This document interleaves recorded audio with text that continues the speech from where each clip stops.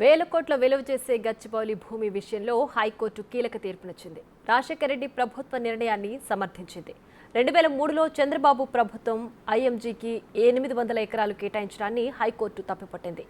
4 రోజుల క్రితం రిజిస్టర్ అయిన సంస్థకు కనీస విచారణ లేకుండా 800 ఎకరాలు ఎలా అప్పగిస్తారని హైకోర్టు ఆగ్రహం వ్యక్తం చేసింది.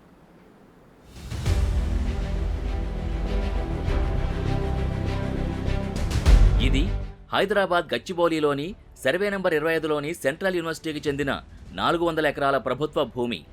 నాడు ఎకరం 10 కోట్ల విలువ చేసే ఈ భూమిని 2003లో నాటి చంద్రబాబు ప్రభుత్వం ఎకరం 50,000 చొప్పున ఐఎంజీ భారత్ అనే సంస్థకి కేటాయించింది.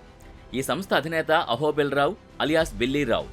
2003 ఆగస్టు 5న ఆయన ఈ కంపెనీని రిజిస్టర్ చేశారు. అద్భుతమైన స్పోర్ట్స్ స్టేడియాలు నిర్మించి ఒలింపిక్స్ కోసం క్రీడాకారుల్ని తయారు చేస్తానంటూ ఈ సంస్థ ప్రచారం చేసింది. సంస్థ ప్రారంభించిన 4 రోజులకే ఉమ్మడి ఆంధ్రప్రదేశ్ ప్రభుత్వం ఆ సంస్థతో ఒప్పందం కుదుర్చుకుని భూమి కేటాయించింది. ఇదే కాకుండా సరూర్ నగర్ మండలం మామిడిపల్లిలో విమానాశ్రయానికి దగ్గరలో ఉన్న మరో 400 ఎకరాల్ని కూడా ఐఎంజీ భారత్ సంస్థకి అప్పగించింది.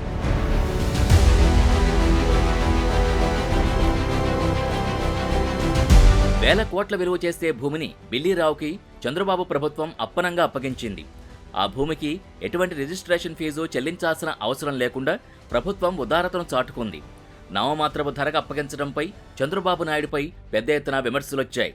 దీంతో పాటు హైదరాబాద్ నగర శివారులో నిర్మించిన పలు స్టేడియంలను కూడా 45 ఏళ్ల పాటు లీజుకి ఐఎంజీ భారత్కు అప్పగించాలని ప్రభుత్వం నిర్ణయించింది. పైగా అప్పగించే స్టేడియంల మెయింటెనెన్స్ ఖర్చుని కూడా ప్రభుత్వమే భరిస్తుందంటూ ఉత్తర్వుల్లో పేర్కొంది.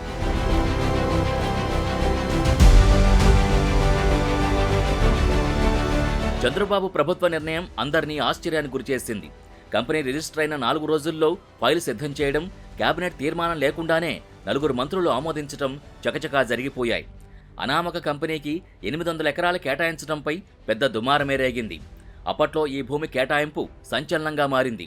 2004లో కాంగ్రెస్ ప్రభుత్వం అధికారంలోకి రాగానే చంద్రబాబు ప్రభుత్వం ఐఎంజీ భారత్కు అప్పగిస్తూ చేసుకున్న ఒప్పందాన్ని రాజశేఖర రెడ్డి ప్రభుత్వం రద్దు చేసింది.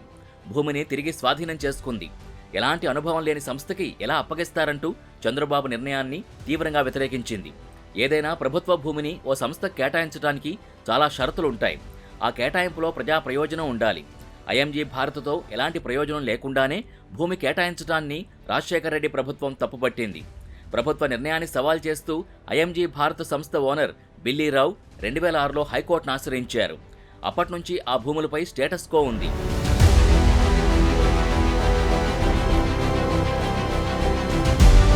పద్దెనిమిదేళ్ల సుదీర్ఘ విచారణ అనంతరం రాజశేఖర రెడ్డి ప్రభుత్వ నిర్ణయాన్ని సమర్థిస్తూ హైకోర్టు తీర్పిచ్చింది.